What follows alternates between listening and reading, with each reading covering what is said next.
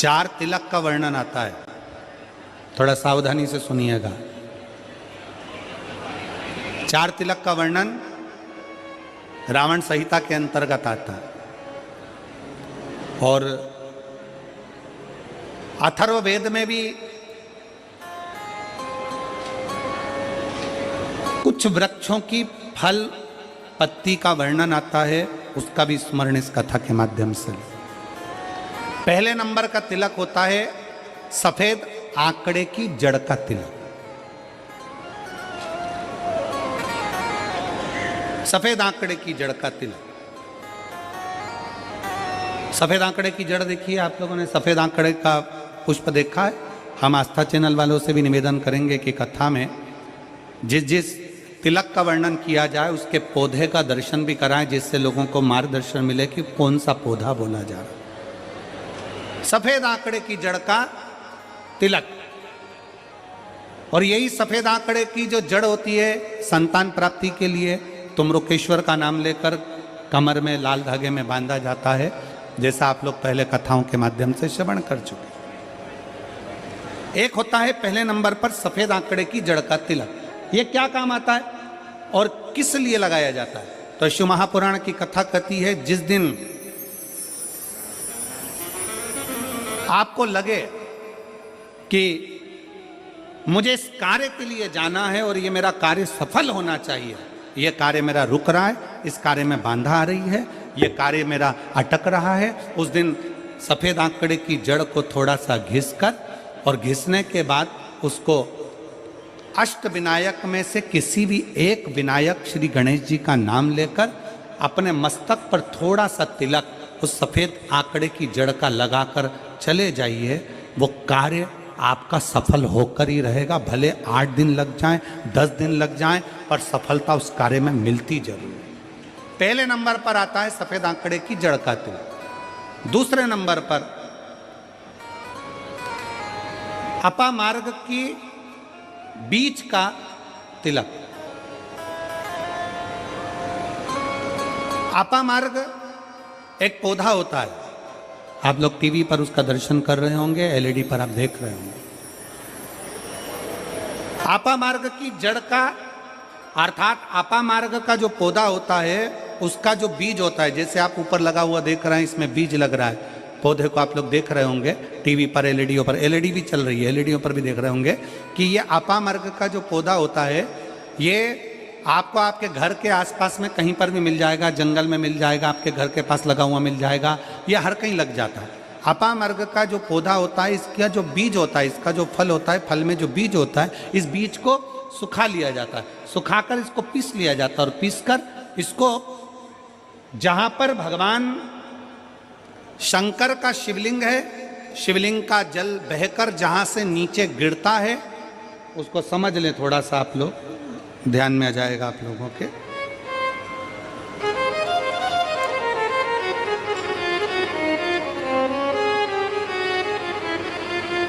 इधर देखिए, शिवलिंग की ओर ध्यान देंगे।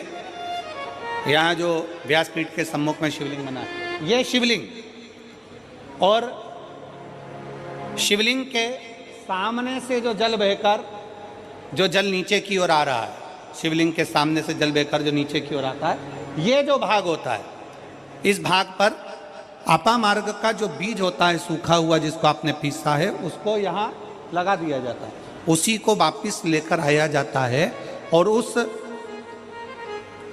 बीज का जो चंदन होता है, जिसको अपन पानी में मिलाकर सिर पर लगाते हैं, कोई व्यक्ति आपका अगर धन लेकर चले गया, कोई व्यक्ति आपकी संपदा लेकर चले गया, कोई कार्य आपका बहुत दिन से कोर्ट में अदालत में चल रहा है, लगभग 1 महीना इसका तिलक लगाना चालू कर दीजिए, दूसरे महीने में आपका धन आपके घर पर जरूर आएगा और आपका कार्य पूर्ण जरूर होगा। अपामार्ग का बीज का चंदन तिलक, अपामार्ग का तिलक हमें सुख प्रदान करता है। तीसरे नंबर पर होता है दुर्वा। क्या बोलते हैं इधर छत्तीसगढ़ में, दुर्वा बोलते हैं कि घास बोलते हैं? कहते हैं दुर्वा, दुर्बी, ठीक है। टीवी पर आप लोग देख रहे हैं, दर्शन कर रहे होंगे। दुर्वा, दुर्बी, जिसको छत्तीसगढ़ में दुर्बी कहते हैं, दुर्बा कहते हैं, जो गणेश जी को चढ़ता है, दुर्बा। अब आप सबको स्मरण में तो होगा कि दुर्बा कहाँ से प्रकट हुई है। तो शिव महापुराण की कथा में विष्णु पुराण को अगर हम अध्ययन करें तो विष्णु पुराण का स्मरण करेंगे या कूर्म पुराण को पढ़ेंगे तो उसमें मिलेगा कि भगवान जब सुमेरु पर्वत को मंथन के लिए रखा गया था, तब वो पर्वत नीचे दबता जा रहा था, तब कच्छप भगवान अपनी पीठ पर उस पर्वत को धारण करे थे। कच्छप भगवान जब पीठ पर धारण करे तो समझ लो भगवान नारायण की जंघा पर ही वो पर्वत रखा हुआ था, जिसको घर्षण किया जा रहा था, घर्षण किया।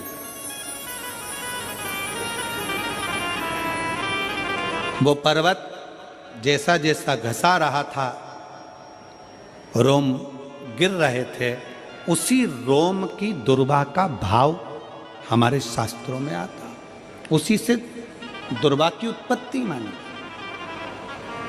दुर्बा गणेश जी को प्रिय है। और दुर्बा का फल कितना है? दुर्बा का फल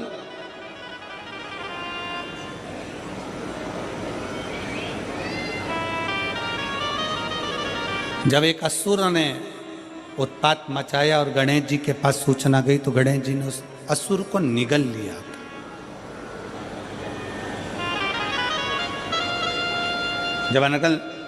जब देखा अनायास उस असुर की ओर देखा तो भगवान गणेश जी ने उसको निगल कर अपने गर्भ में, अपने पेट में उसको धारण कर लिया। अंदर ज्वाला उत्पन्न हुई। भगवान शंकर ने एक दुर्बा गणेश जी को दी, उन्होंने पाई, अंदर बैठा हुआ असुर समाप्त हो गया।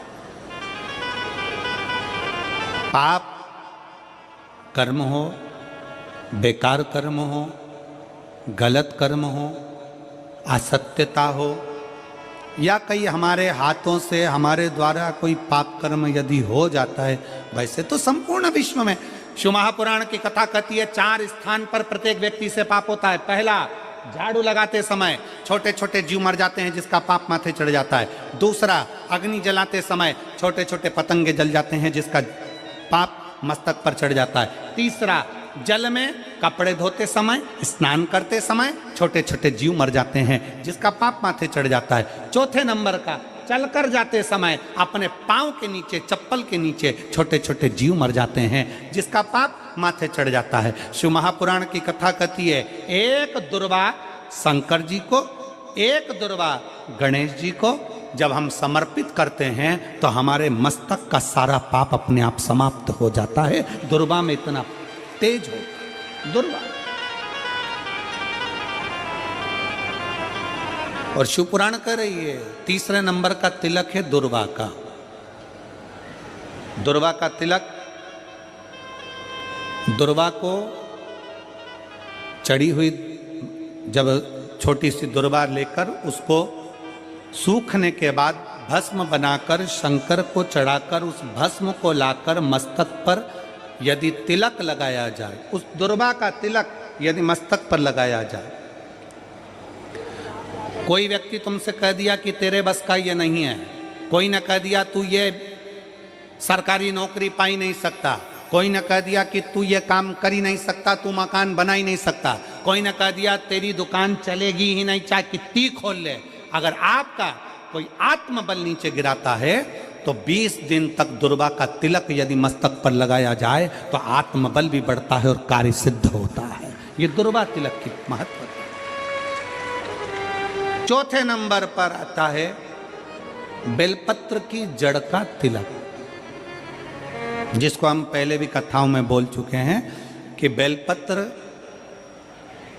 कि मिट्टी का भी अगर तिलक लगाया जाए, बेलपत्र के नीचे की मिट्टी का भी अगर तिलक लगाया जाए तो वो भी फल देता है।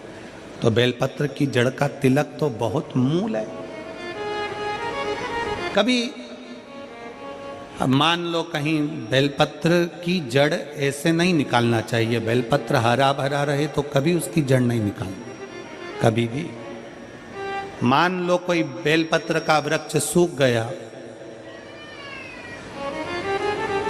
कोई बेलपत्र का वृक्ष अगर सूख गया है उसकी अगर जड़ मिल गई है तो उसको घिस कर उसका चंदन बनाकर शिव का लेपन कर उस चंदन को अपने मस्तक पर भी धारण कर सकते।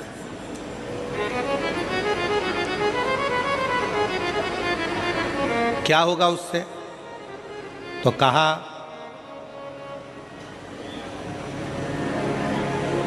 किसी व्यक्ति को कोई कार्य के हेतु आपने बोला है और वो व्यक्ति कार्य से इनकार कर रहा है, मना कर रहा है कि ये मेरे बस का नहीं है, मैं नहीं करूंगा, उठाओ तुम्हारी फाइल लेकर जाओ यहां से, ये मैं नहीं करूंगा। तुम्हें लग रहा है कि ये केस मुझे जीतना है और मैं सत्य हूं और मेरा केस मुझे जीतना है और असत्यता भारी पड़ रही है, झूठ भारी पड़ रहा है, उस समय पर बेलपत्री का चंदन का तिलक या बेलपत्री के वृक्ष की मिट्टी का तिलक व्यक्ति को सफलता जरूर देता है। उस तिलक को धारण जरूर करना चाहिए, उस तिलक को जरूर धारण। बेलपत्र का तिलक, बेलपत्र की मिट्टी का तिलक, बेलपत्र के वृक्ष के नीचे बैठकर करा गया भजन, बेलपत्र के वृक्ष के नीचे बैठकर करी गई साधना, बेलपत्र के वृक्ष के नीचे बैठकर करी गई आराधना हमें फल प्रदान करती है। और मैं संपूर्ण देशवासियों को इसके लिए बहुत बहुत साधुवाद देता हूँ, बहुत बहुत बधाई देता हूँ कि जब वृक्षारोपण कराया जाता है विठले सेवा समिति द्वारा, सारे शिव भक्त अपने अपने क्षेत्र में बेलपत्री का पौधा लगाते हैं और बेलपत्री के वृक्ष को बड़ा करते हैं। उसके लिए आपको साधुता देती है। साधु अपने जीते जी अपने जीवन काल में प्रयास जरूर करो कि बेलपत्री का पौधा जरूर लगाया जाए, क्योंकि जब हम भोले बाबा के भगवान शंकर के चरणों में जाएं तो शिव कृपा करें।